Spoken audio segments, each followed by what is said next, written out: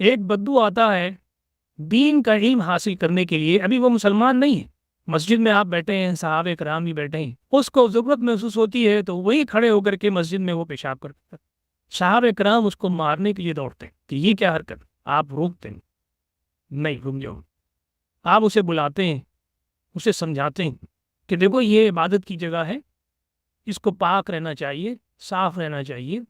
اور تمہیں اگر فارغ ہونا تھا تو تم کہیں جنگل میں جاتے، کھیت میں جاتے، پردہ کرتے، وہاں جا کے تم فارغ ہوتے، یہ اچھی جگہ نہیں، یہ جگہ ہے، یہ تمہارا عمل اچھا نہیں۔ اب آپ دیکھیے حضور صلی اللہ علیہ وسلم نے کیا کیا یہاں پر، آپ نے فوراً اس بات کو بھانپ لیا کہ اگر اس شخص کی پٹائی ہو گئی یہاں پر، اگرچہ اس کا کام خراب تھا،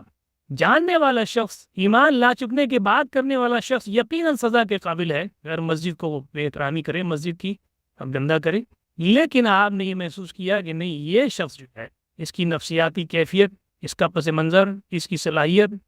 اس بات کا تقاضا نہیں کرتی کہ اس کو سزا دیا جائے، بلکہ اس کو سمجھایا جائے، اور چنانچہ وہ شخص ایمان لے آیا۔ بعد میں آپ نے حکم دیا کہ جہاں اس نے پیشاب کیا ہے وہاں پانی ڈال کر کے بہا دو، اس کو پاک کر دو۔ پھر آپ غور کیجیے، ایک عمل یہ ہے، اور ایک عمل میں اب آپ کو دکھاتا ہوں دوسرا عمل، اور وہاں پر حضور اکرم صلی اللہ علیہ وسلم کا طریقہ، حضرت ابوبکر صدیق رضی اللہ تعالیٰ عنہ جو بعد الانبیاء خیر البشر کہلاتے ہیں، انبیاء کرام کے بعد انسانوں میں سب سے بہتر انسان حضرت ابوبکر صدیق، ان کو ایک شخص گالی دے رہا ہے، ایک مرتبہ گالی دیا، آپ سن کر کے برداشت کر گئے، دوسری مرتبہ گالی دیا، آپ پھر سن کر کے برداشت کر گئے، تیسری مرتبہ جب اس نے گالی دی تو آپ نے پلٹ کر کے اس کو گالی دے دی۔ حضور اکرم صلی اللہ علیہ وسلم یہ سارا واقعہ سن رہے ہیں اور مسکرا رہے ہیں،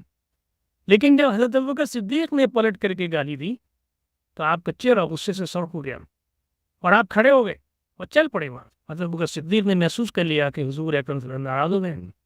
میرے عمل سے۔ آپ گئے پیچھے پیچھے اور پوچھا کہ یا رسول اللہ، جب وہ شخص مجھے گالیاں دے رہا تھا تو آپ مسکرا رہے تھے، پر جب مجھ سے صبر نہیں ہوا اور میں نے پلٹ کر کے گالی دے دی تو آپ کا چہرہ سرخ ہو گیا اور آپ وہاں سے اٹھ کر کے چلے آئے اور آپ ناراض ہو گئے۔ آپ نے فرمایا کہ ہاں، جب وہ شخص تمہیں گالیاں دے رہا تھا تو فرشتے تمہاری طرف سے تمہارا دفاع کر رہے تھے تو میں مسکرا رہا تھا، لیکن جب تم نے پلٹ کے گالی دی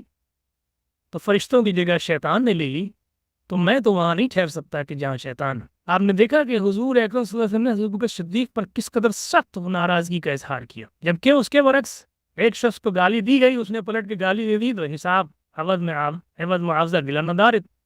کوئی ایسی بات نہیں تھی، بات ختم ہو جاتی، سمجھا دیتے دونوں کو۔ اس کے برعکس جو شخص پیشاب کرتا ہے مسجد میں کھڑا ہو کر کے وہ سزا کے قابل ہے، لیکن نہیں، آپ معلم ہیں، معلم اخلاق ہیں، اور آپ لوگوں کی نفسیات کو جانتے ہیں، اور آپ یہ جانتے ہیں کس کا کیا رتبہ ہے معاشرے کے اندر، اور اسی کے حساب سے آپ تعلیم دیتے ہیں۔